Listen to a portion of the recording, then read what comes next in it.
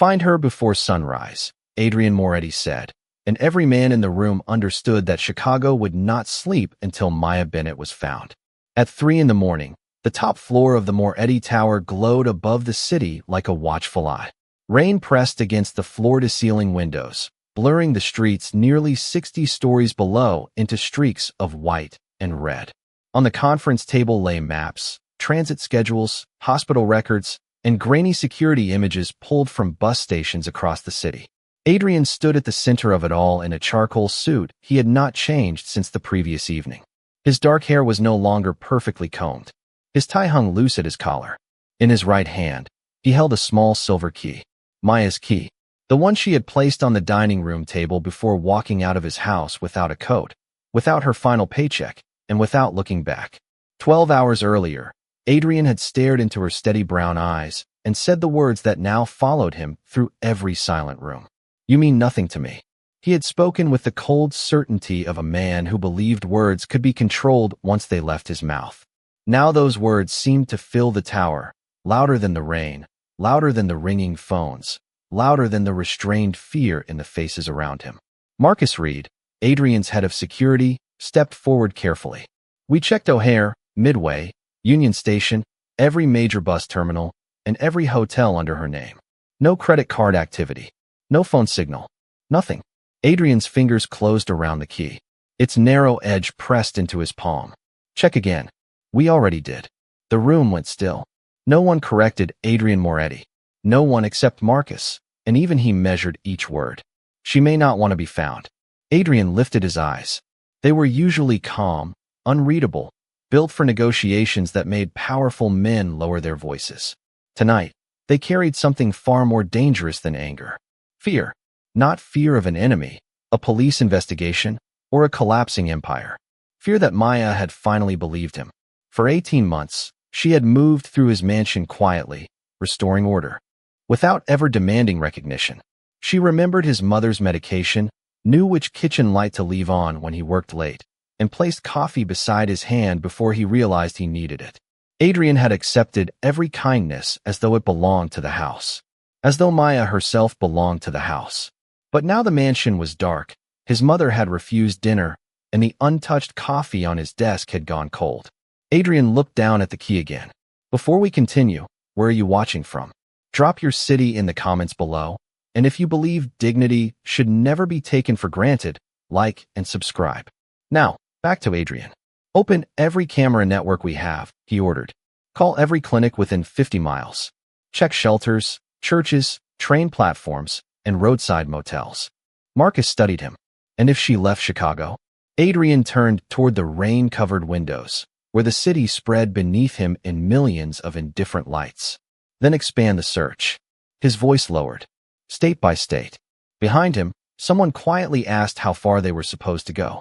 Adrian stared at Maya's reflection in his memory, standing beneath the chandelier, while wealthy strangers watched her humiliation like entertainment.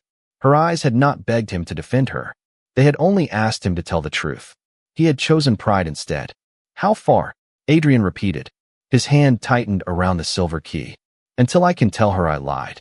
Long before the city learned Maya Bennett's name, she had entered the Moretti mansion through the service entrance carrying one worn suitcase and a folder of employment papers pressed carefully against her chest. The house stood along the lakefront behind iron gates and rows of winter-bare trees, all pale stone, dark glass, and quiet authority. Inside, every surface seemed designed to remind visitors that money could create distance. Marble floors reflected the chandeliers. Walnut doors closed without sound. Even the air smelled expensive, polished wood, fresh linen, and the faint trace of Adrian Moretti's cedar cologne lingering in rooms he had already left.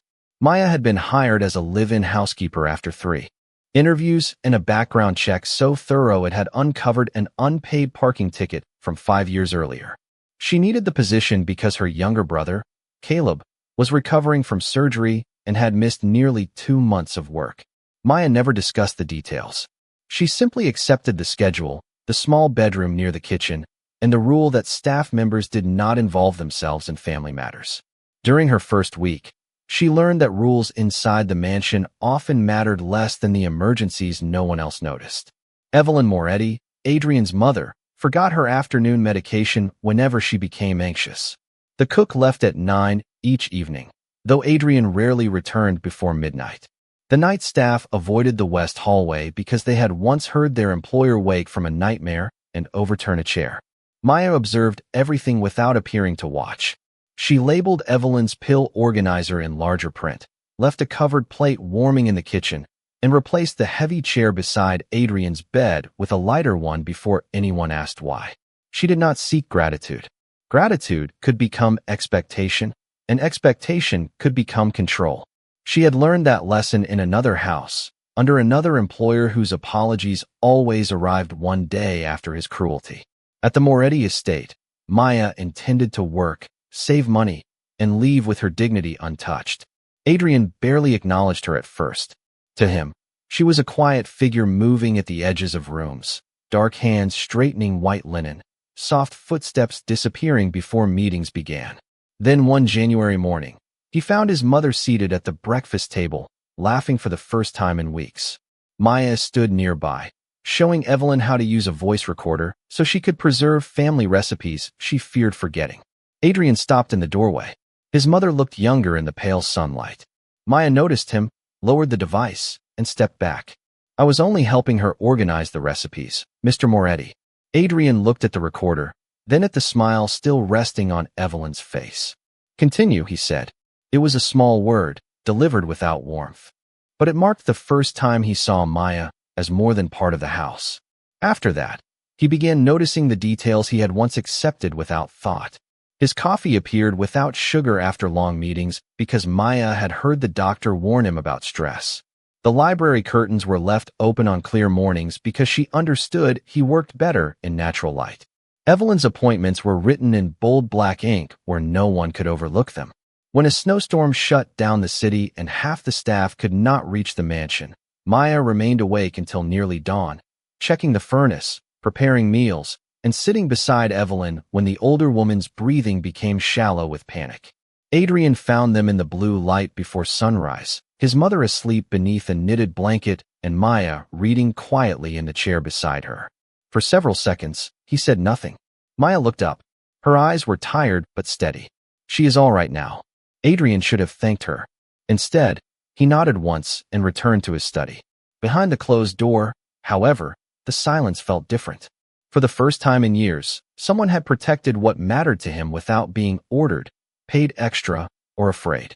And without realizing it, Adrian began measuring the safety of his home by the sound of Maya's footsteps in the hall. By early February, Adrian Moretti had begun to notice Maya in the dangerous way a man notices something he has spent too long pretending not to need. It began with small things. The coffee beside his hand before dawn. The study curtains opened exactly 4 inches to let in the lake light without creating glare on his papers. The quiet click of Evelyn's bedroom door after Maya checked on her one final time each night. None of it should have mattered. Adrian had employees for every task, drivers for every route, lawyers for every problem, and men who could rearrange half the city with a single telephone call.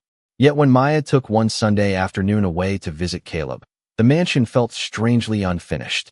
The coffee arrived too hot. Evelyn complained that the new housekeeper folded her blankets incorrectly. Adrian caught himself listening for footsteps that never came. He disliked the realization immediately. Dependence was a weakness, and weakness was an invitation. So when Maya returned that evening carrying a paper bag from a neighborhood bakery, Adrian greeted her with colder formality than usual. "Your shift began 20 minutes ago." Maya glanced at the clock in the entry hall. "My approved leave ends at 7, Mr. Moretti." "It is 6:40. Her voice remained calm, but her eyes held the faintest question. Adrian looked away first. 2 weeks later, a winter storm rolled off Lake Michigan and swallowed the city in white. By midnight, snow had buried the drive beneath nearly 8 inches, and the power failed without warning. Emergency lights flickered on, dim and amber, while the mansion settled into an unfamiliar hush. Adrian was in the library when the electronic doors locked, sealing him inside with Maya, who had been gathering Evelyn's books before the outage. For several minutes, neither spoke. Wind pressed against the tall windows. The fireplace had gone dark, leaving only the soft beam from Maya's flashlight between them. The backup system should restore power soon, Adrian said. I know. She placed the books on a table and sat in the chair opposite him. You do not have to stand guard over the electricity. Adrian almost smiled, but the expression disappeared before it formed. Maya noticed anyway. You never sleep much, she said. His gaze sharpened. That is not your concern. No, she replied gently. But sometimes what is not our concern is still what we can see. The room went silent. Adrian had faced judges, rivals, and men who lied while smiling. None of them had unsettled him the way Maya did with one honest sentence. She did not fear him enough to flatter him, and she respected herself too much to retreat. He studied her face in the amber light, the quiet strength in her posture, the patience in her eyes. For one unguarded moment, he wanted to tell her about the nights he woke hearing his father's voice, about the empty house after his parents died, about how control had become the only language that ever made him feel safe. His lips parted. Then the power returned. The chandeliers blazed to life, and the spell broke. Adrian stood immediately. You should return to your duties. Maya rose more slowly. Whatever warmth had almost reached his face was gone. Of course, Mr. Moretti. The next morning, he corrected her twice over details that did not matter and reassigned her away from the library. Maya understood the message. His kindness existed only when darkness hit it. But Adrian understood something more frightening. He had nearly trusted her, and instead of relief, that possibility felt like standing at the edge of a door he had locked years ago. Vanessa Cole arrived at the Moretti mansion on a clear Saturday afternoon wearing a cream-colored coat, polished heels, and the expression of a woman who had never been required to wait for anything. She had known Adrian for years, long enough to understand the difference between his silence and his attention. Silence meant dismissal. Attention meant danger.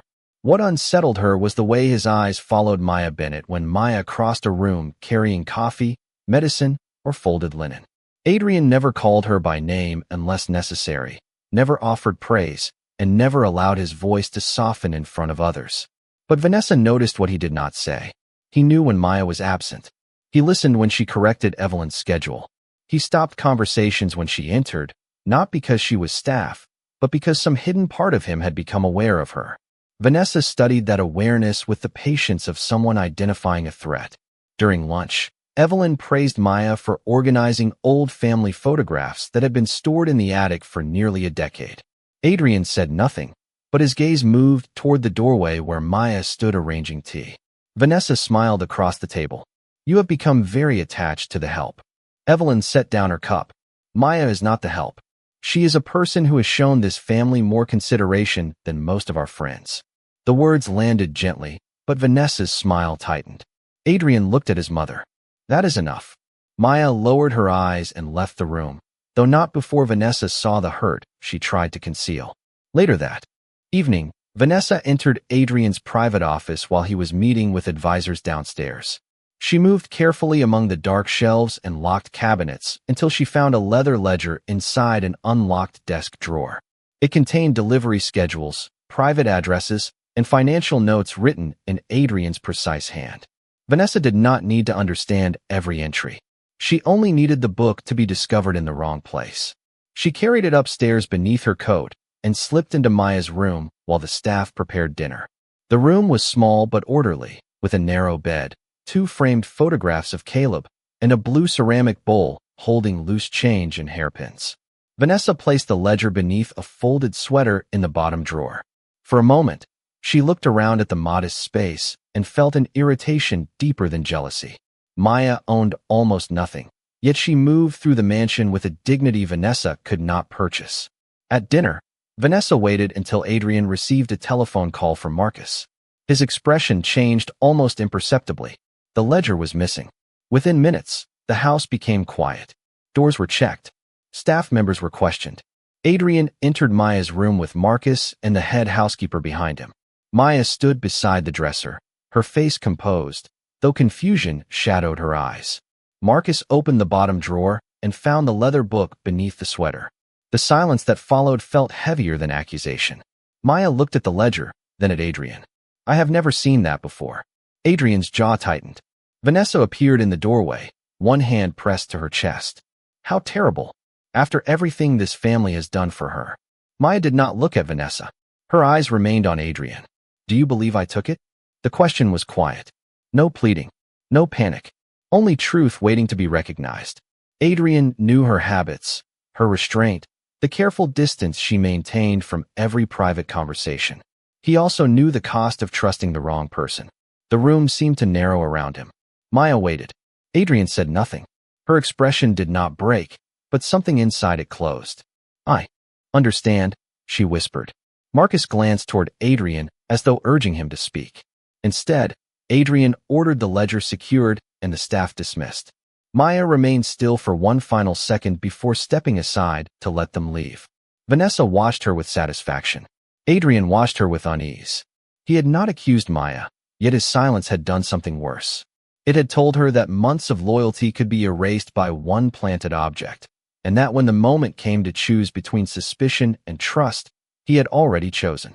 The following evening, the Moretti mansion filled with men in tailored suits, women wearing diamonds beneath warm chandelier light, and conversations carefully measured behind polite smiles.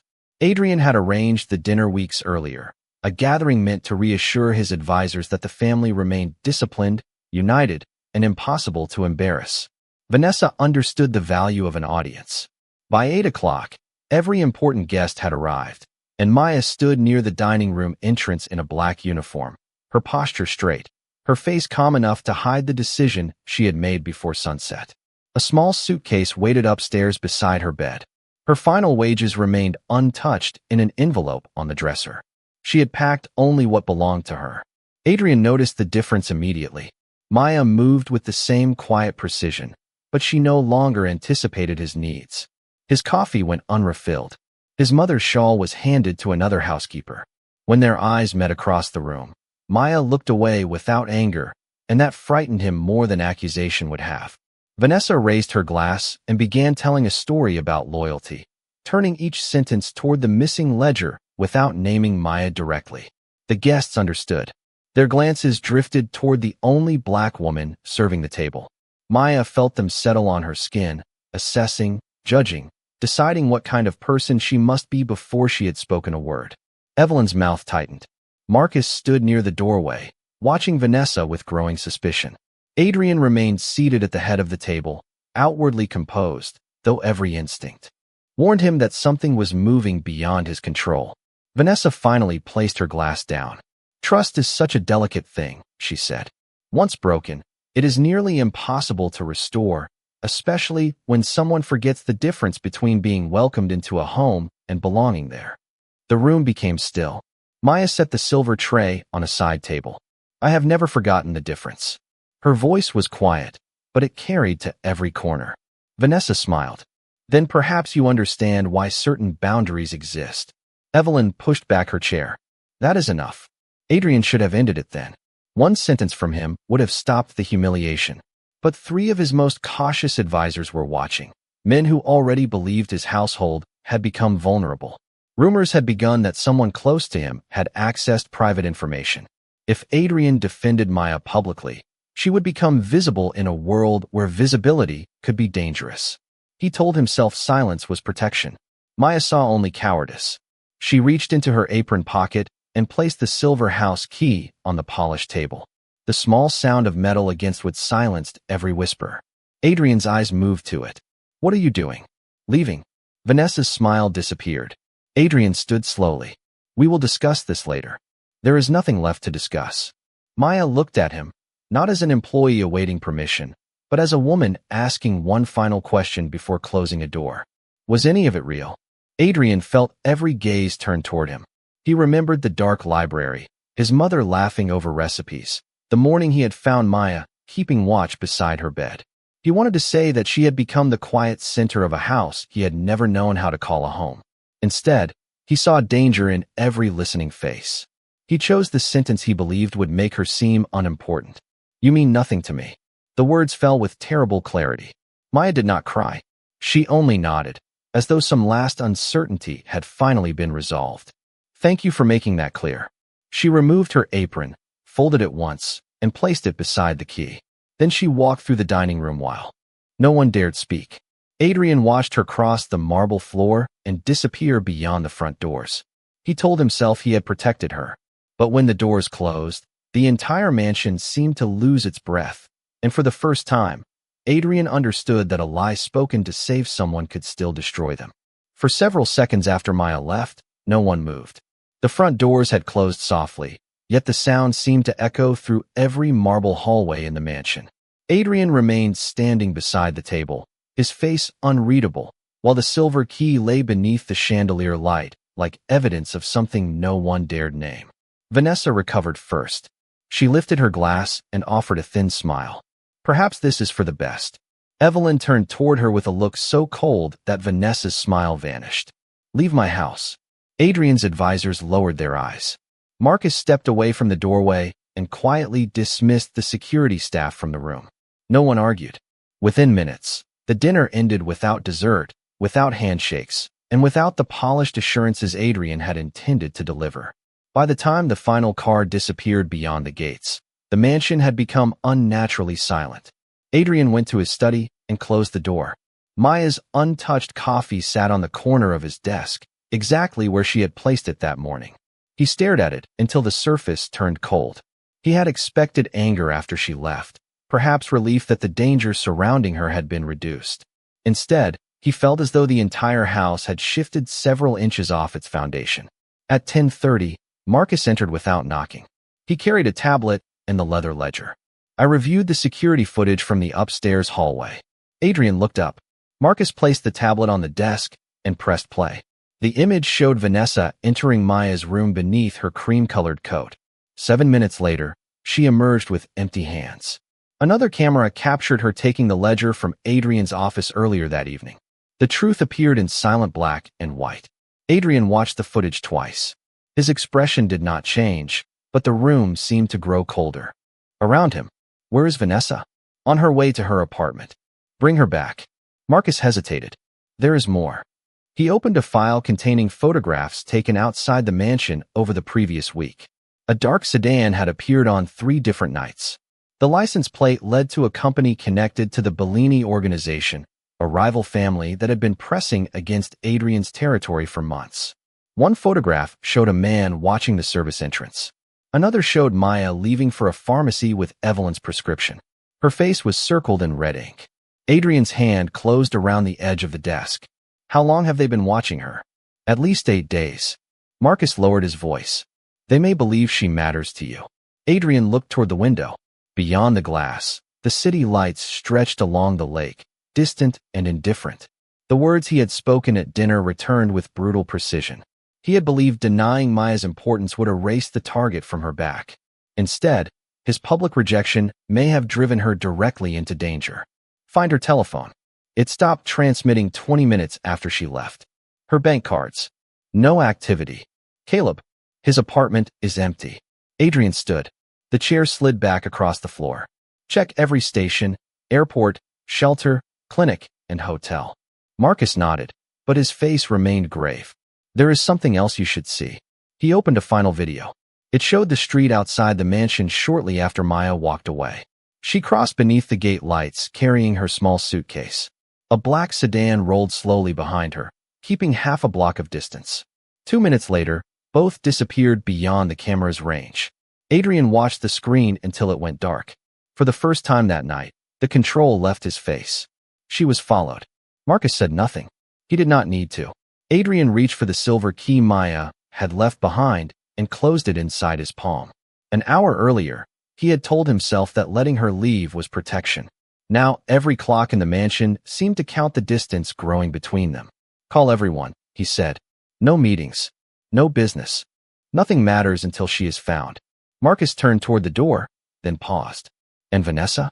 Adrian looked at the frozen image of Maya walking alone into the night. She can wait. His voice was quiet. Maya cannot. Before dawn, Adrian had emptied half his organization into the search, but the city answered him with silence. Drivers checked train stations from the loop to the far south side. Private investigators visited 24-hour clinics, shelters, churches, and motels along the interstate. Marcus contacted every hospital within 50 miles, while Adrian's legal team quietly obtained traffic camera footage from intersections Maya might have crossed. Each new report arrived with the same result. She had been there. She had already left. At Union Station, a clerk remembered a black woman carrying a small suitcase and asking about the first train to Milwaukee. At a neighborhood pharmacy, Maya had purchased bandages, bottled water, and pain relievers with cash. At Caleb's apartment, the landlord said Maya had arrived shortly after midnight, helped her brother into a waiting car, and departed before anyone could ask questions. The pattern was clear. Maya was not lost. She was moving carefully, leaving no electronic trail, and taking Caleb with her. Adrian stood in the Moretti Tower conference room as photographs and maps covered the long table. Red marks traced her path north, then west, then back toward the city. She is changing direction, Marcus said. Why? Adrian stared at the locations. A bus terminal, a clinic, a small grocery store, a church basement that offered overnight shelter. None of them formed an escape route. They formed a circle. She is drawing attention away from Caleb, he said. Marcus looked at him. And possibly away from your mother. The realization settled over the room. Maya had seen the sedan following her. She had understood the danger before Adrian did. Instead of running directly to safety, she had created a false trail through crowded public places, making it difficult for anyone to predict where Caleb had gone. Even after being humiliated in front of strangers, she had spent her final hours in Chicago protecting the people connected to the house that had failed to protect her. Adrian turned away from the table. For years, he had believed loyalty came from fear, money, or obligation. Maya had offered it freely, then carried it with her after he had broken her trust. At 6:15, his advisors began calling about a scheduled meeting that could determine control of several major contracts. Adrian canceled it. At 6:40, a partner warned that delaying negotiations could cost millions of dollars. Adrian ended the call before the warning was finished. By 7, businesses linked to him had stopped moving, meetings had been postponed, and every available resource had been redirected toward one woman who had once crossed his halls almost invisibly. The city noticed. Rumors spread that Adrian Moretti had abandoned his own interests for a missing housekeeper. Some called it weakness. Others called it obsession. Adrian called it correction, though the word felt too small. Marcus entered carrying a printed receipt. We found a purchase made with cash at a gas station near Evanston. The clerk remembered her. Adrian took the paper. Maya had bought 2 bus tickets, one northbound and one westbound, then asked which security camera faced the parking lot. She wanted to be seen, Adrian said, but not followed in the right direction. Marcus nodded. There is also footage from a church 6 miles away. Caleb appears alone. He entered through a side door and never came out. Adrian looked at the map again. Maya had separated from her brother. She had made herself the visible target so Caleb could disappear safely. The knowledge tightened something deep inside him. She had no guards, no powerful name, and no reason to believe Adrian would come for her. Yet she had placed herself between danger and everyone else. A telephone rang at the far end of the room. One of Marcus's men answered, listened, then turned pale. A woman matching Maya's description was seen near an abandoned warehouse by the river. Adrian was already moving. Marcus stepped beside him. You cannot go alone. Adrian stopped at the elevator and looked down at the silver key in his hand. She left alone because of me. The doors opened. I will not let her face the rest alone. The warehouse stood beside the river beneath a gray morning sky. Its rusted walls reflected in the cold water like the remains of something the city had forgotten. Adrian arrived before the sun cleared the buildings, his car stopping nearly 100 yards from the entrance. Marcus remained behind with the others, close enough to respond but far enough to honor the demand that Adrian come alone. The message had arrived only minutes earlier from an unknown number. One man. No guards. No police. Adrian carried no weapon. He carried only Maya's silver key in his coat pocket and the certainty that every decision he had made since dinner had led him here. Inside, the air smelled of dust, river damp, and old wood. Light entered through high windows, cutting pale rectangles across the concrete floor. Maya stood near the center of the building beside a metal chair, her coat folded over one arm. She was not restrained, but 2 men watched her from opposite sides of the room. Her posture remained straight. Her face was tired, yet her eyes were steady when they found Adrian. For one brief second, relief passed across them. Then it disappeared behind caution. A man stepped forward from the shadows. Vincent Bellini wore an expensive overcoat and the patient smile of someone who believed he had arranged every detail. So the rumors were true, he said. The invisible housekeeper is the one person who can bring Adrian Moretti anywhere. Maya looked at Adrian. You should not have come. I should have come sooner. Vincent laughed softly. This is touching, but unnecessary. We only want a few assurances. Territory, contracts, access to routes your family has controlled for years. Adrian did not look away from Maya. Let her leave. And what do we receive? Adrian finally turned toward Vincent. What do you want? Vincent named properties, partnerships, and influence that had taken Adrian more than a decade to build. Each demand was designed to reduce him publicly, to prove that the most powerful man in Chicago could be moved by a woman he had denied caring about. Adrian listened without interruption. Maya's expression changed as she understood. No, she said. Her voice crossed the warehouse with quiet force. You are not giving them anything because of me. Vincent glanced toward her. You may want to reconsider your position. Maya held his gaze. I have spent my entire life watching powerful people mistake dignity for weakness. I am done helping them make that mistake. The room went silent. Adrian felt the truth of her words more deeply than any threat. He had made the same mistake. He had seen her calmness and assumed it would remain available to him forever. He had mistaken service for surrender, loyalty for ownership, and silence for permission. Vincent turned back to Adrian. Your answer? Adrian reached into his coat. The two men shifted, but he slowly withdrew only the silver key. He placed it on a wooden crate between them. Take the contracts. Take the properties. Take every agreement connected to my name. Maya stared at him. Adrian. His eyes remained on hers. None of it is worth more than her freedom. Vincent's smile faded. Perhaps he had expected negotiation, fear, or anger. He had not expected a man willing to walk away from the very power meant to define him. Before he could respond, distant sirens rose beyond the warehouse walls. Maya had activated the emergency alert on a borrowed telephone before Adrian arrived, sending the location to a community safety line and Caleb's church contact. She had not waited to be rescued. She had created her own way out. Vincent looked toward the windows. His confidence cracked. The men beside Maya stepped back, unwilling to remain when witnesses and authorities were approaching. Within moments, the warehouse doors opened and daylight poured across the floor. Maya walked toward Adrian, stopping several feet away. He wanted to reach for her, but he did not. I did not come because I thought you needed saving, he said. I came because you should never have been left alone. Maya's eyes searched his face. And the city? It can survive without my control. His voice lowered. I was not sure I could survive knowing I had driven you away. She looked at the silver key resting between them. You cannot undo what you said. I know. Adrian stepped aside, leaving the path to the open doors clear. So I will not ask you to believe my words today. Maya walked past him into the morning light. After a moment, Adrian followed, not leading her, not directing her, and not expecting forgiveness, only grateful that this time, she was leaving the darkness by her own choice. 3 weeks later, Maya stood beside the window of a modest apartment in Rogers Park, watching late afternoon sunlight settle across the rooftops. Caleb was recovering well.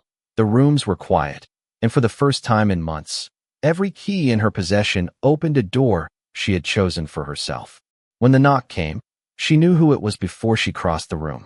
Adrian stood in the hallway without guards, without a driver waiting at the curb, and without the polished certainty he wore like armor.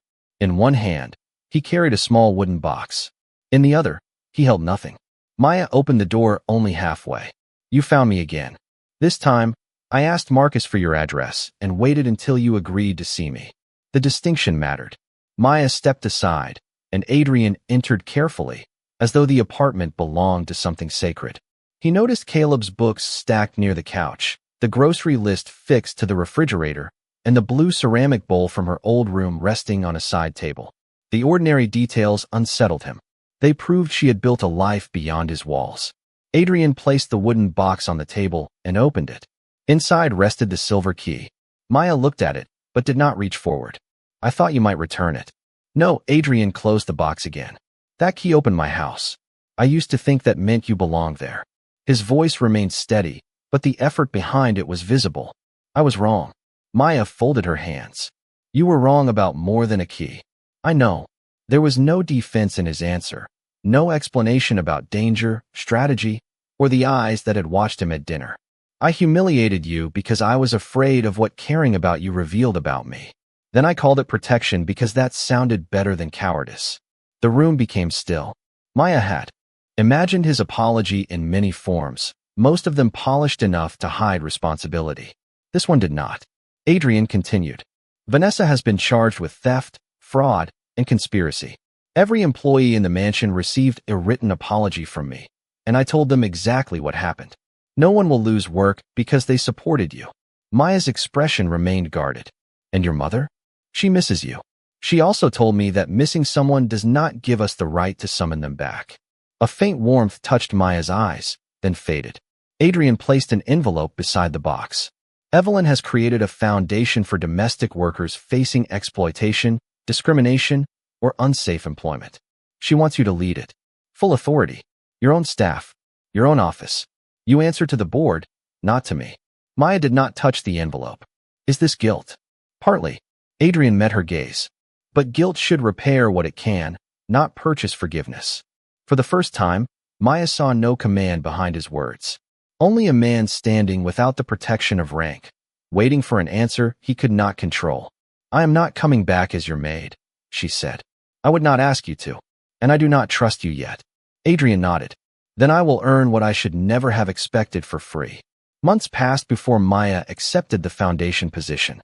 She built legal support, emergency housing, and job placement services for women whose work had made them invisible inside wealthy homes. Adrian attended the opening from the back row and left before reporters could turn the moment toward him. He did not send expensive gifts. He sent coffee when meetings ran late, always asking first. He visited Evelyn on Sundays and never used her as an excuse to see Maya. Slowly, action replaced apology. One spring evening, Maya found him waiting outside the foundation beneath newly green trees. He held no key, no contract, and no demand. May I walk you home? He asked. Maya studied him for a moment, then stepped beside him. They moved down the sidewalk as equals, their pace unhurried, the city no longer something Adrian needed to control. Maya had left the mansion carrying one suitcase and the certainty that her dignity mattered more than comfort. She returned to his life only when returning became her choice. And that day, the most powerful man in Chicago finally learned that love does not begin when someone stays. It begins when they are free to leave.